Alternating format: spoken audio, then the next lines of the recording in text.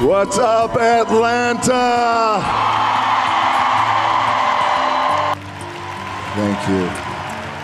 So has it been a challenging week? It has. It's been a challenging past couple of days. My father, he passed away on January 15th, and we just buried him a few days ago. Tuesday. And yes, and you know, as we all go through this, and we all go through this, our own process of grieving and regret and all these things and emotions that we go through, but again, it's the cycle of life, and it's beautiful, it's painful, it's amazing, it's incredible, it's all these things. And I will tell you this, that in this process, I had a very complicated relationship with my dad, and it was really, there was a foundation of tough love with my father, and wasn't a big I love you guy, and as complicated as it was, what gave me great satisfaction at the funeral was to see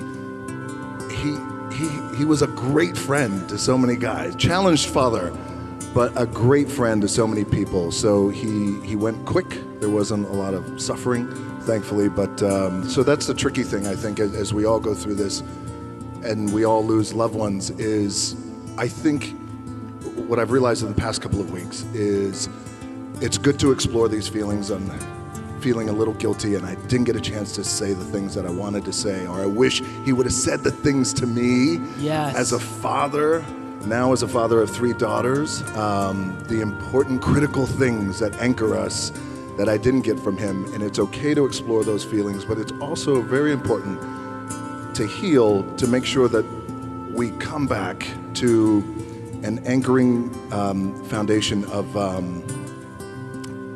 gratitude. Gratitude for what I was able to have with him. Yeah. You know, and so I didn't get a chance to say the things that I wanted to say to him. However, another thing that is important too is, you know, because in death, that's when we can spiral and think, well, I should have done this, and I should have called, and I should have sent more pictures. But we got to realize that the relationship that I had with my dad was a relationship that was appropriate at that time. Absolutely. When did you know that he was proud of you? I felt that he was proud of me when I became successful in a industry that he had given his life to. So That's right. My father, for a lot of you guys who don't know, he was a professional wrestler. And so was your grandfather. And my grandfather was a professional wrestler too. And my dad, Rocky Johnson, was, I'm half black and half Samoan. And oh, thank you. All the Samoans in the house. The reason why I say this, my dad was a black man coming up in the 60s and 70s in a world of professional wrestling, which in a lot of the companies he wrestled at was all throughout the South. So he was a trailblazer in many ways, because what he was able to do as a black man was wrestle. We lived here in Atlanta when I was a kid. What he was able to do was go to these small towns where it was an all-white wrestling business, an all-white audience. And at that time in the late 60s, where racial tension and divide was still very strong and the wounds were still there, but he was able to change behavior, the audience's behavior. So this all-white audience who would never cheer a black man cheered him in these arenas. Mm-hmm. And he was actually, it's not like he was wrestling against other black men, he was wrestling against other white wrestlers. So in a trailblazing sense, he was a trailblazer. He did a lot of things that had never been done, but he also changed audience behavior, which is so hard. And the reason why I bring that up is because he was adamantly against me getting into the wrestling business. Why? Because when I said to him, I want to get into the professional wrestling business. Because it's in your blood. Because it's in my blood, and I felt like I had something to offer. But at that time, we were living in a small apartment in Tampa, Florida, and he said, look around. This is what I have. I don't have anything. And I don't want that for you. Wow. So I still had to follow my gut and my instinct. And I think years later, once I became successful as a wrestler, he was very, very proud. And then what he did, he would take credit for everything. Yeah. Of course, I taught him everything I know. Yes. Yeah. And so, you know, I often feel that when someone close to you passes, you now have an angel you can call by name. And in spirit, you can feel them in ways that you couldn't in the flesh. And because there's a density to the flesh.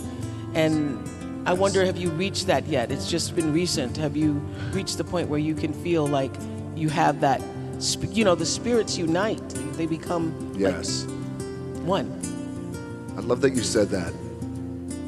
I feel like the day he died, that night I went to bed and I felt so, again, grateful and moved, like emotionally, like mana and energy, because I realized, like, oh wow, I have a new relationship with you. Yeah. In death, I have a new relationship. In spirit, I have a new relationship with you. Clean slate, no regrets, no pain, no anger, no complication, just me and you. I love that. And you just mentioned mana. I saw on your Insta where you were talking about thanking all your fans for the mana. What is mana? Okay, so mana in Polynesian culture, we have a word called mana, and mana is a powerful word. It means spirit, power, and so for example, an example of mana is when we walk out and we walk on stage, the mana in this room is so palpable. Oh, y'all got good mana. We got good mana here. And that's what it is. It's very powerful. It's a very powerful thing. So your father was very strict. Now, here's the thing. You've gone one-on-one with some fierce competitors in the ring, right? But now you're in one of the scariest situations any man can be in, raising 3 daughters. Yes. Yeah. Yes. Extremely scary. And are you a strict dad?